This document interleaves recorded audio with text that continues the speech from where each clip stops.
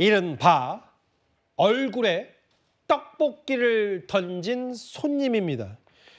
이게 지난 7일 저녁 6시 30분 정도 됐는데 제가 화면을 멈출 수밖에 없는 이유가 양 적다면서 항의를 했고 떡볶이를 얼굴에 던졌다.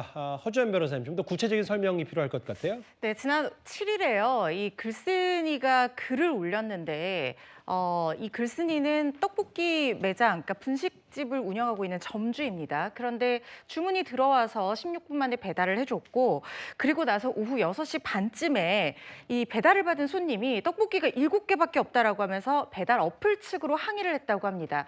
그런데 이걸 조율하는 과정에서 점주 쪽에서도 실제로 7개가 맞는지 사진을 받아야 되니까 이 중간에서 배달 어플이 조율을 했는데 배달 어플 상담사의 실수로 다른 손님의 사진이 가는 등 약간의 문제가 있었다는 거예요. 그래서 이 주인이 더 화가 났겠죠. 이 손님이 더 화가 났겠죠. 그런데 이 손님이 직접 사진을 보내주겠다라고 해서 사진을 받고 보니까 7개가 있었다고 합니다. 그런데 점주 측에서 얘기하기로는 보통 1인분을 조리할 때는 17개에서 18개 정도 떡이 들어가고 어묵이라든가 소시지 같은 것들을 미리 소분해서 만들어 놓고 이 비닐을 뜯어서 조리를 하기 때문에 이렇게 들어갈 리가 없지만 손님이 불쾌한 경험을 했으니 환불을 해드리든지 다시 조리해서 배달을 해드리겠다고 했는데 이 사람이 환불을 거절을 하고 배상을 요구를 했다는 것이 이 점주 측 주장이고요. 예. 그래서 오신다고 해도 제가 없다 하니까 그러면은 누가 있느냐 하니까 어머니가 혼자 일하시고 있다 하니까 어머니가 욕 좀 보시겠다 이렇게 하더니 매장으로 찾아와서 다짜고짜 혼자 일하고 있는 이 점주 글쓴이의 어머니의 얼굴에 저 떡볶이를 던졌다는 겁니다.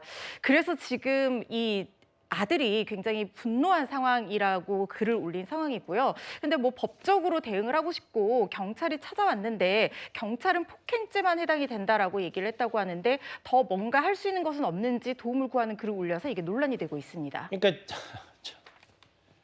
앱에 항의했고 던졌다 이런 부분인데 허주연 변호사님, 이게 미리 한 17개, 18개 분량의 떡볶이 이제 떡을 해서 소분해 놓고 이렇게 해서 판매하기 때문에 뭐 이런 부분들이 말도 안 된다는 게 점주 측의 입장이더라고요. 그렇습니다. 이게 저희가 일단 점주 측에서 올린 이 글로만 확인을 하고 있는 상황이고 이 온 손님의 얘기를 정확하게 들을 수는 지금으로서는 없는 상황이기 때문에 이 부분은 추가적인 사실 확인이 필요한 부분이지만 일단 이 글쓴이의 주장으로는 이렇게 일을 할 때 뭐 떡을 7개와 17개 차이가 크잖아요. 그런데 뭐 하나하나 그때그때 재료를 손질할 수가 없기 때문에 업무 준비를 하면서 영업 준비를 하면서 이런 것들을 미리 소분해서 비닐에 쌓아놓기 때문에 이거 실수할 리가 없다라고 지금 주장을 하고 있고 손님은 7개밖에 배달이 안 됐다라는 거예요.